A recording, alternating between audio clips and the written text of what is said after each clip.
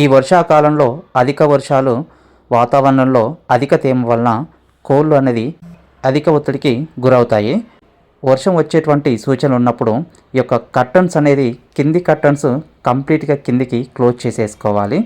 వర్షం వచ్చేటువంటి సమయంలో కింది కర్టన్స్ పై కర్టన్స్ అనేది కంప్లీట్గా సీలింగ్ చేసేసుకొని ఉంచుకోవాలి. ఈ విధంగా వర్షపు జల్లులు అనేది లోపల పడకుండా, లిటర్ తడవకుండా తగినటువంటి జాగ్రత్తలు అనేది తీసుకోవాలి.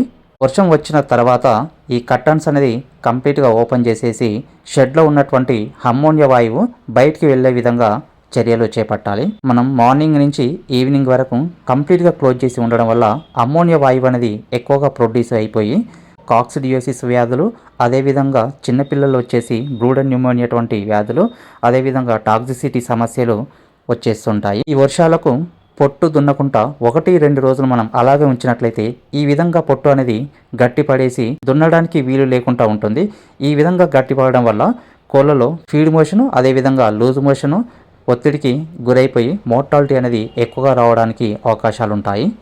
గట్టికి పడినటువంటి లిటర్ను, తడిసినటువంటి లిటర్ను కంప్లీట్గా ఎత్తిపోసేసి కొత్త లిటర్న్ అనేది మనం దాంట్లో పోసుకొని ఎప్పటికప్పటికి జాగ్రత్తలు తీసుకోవాలి.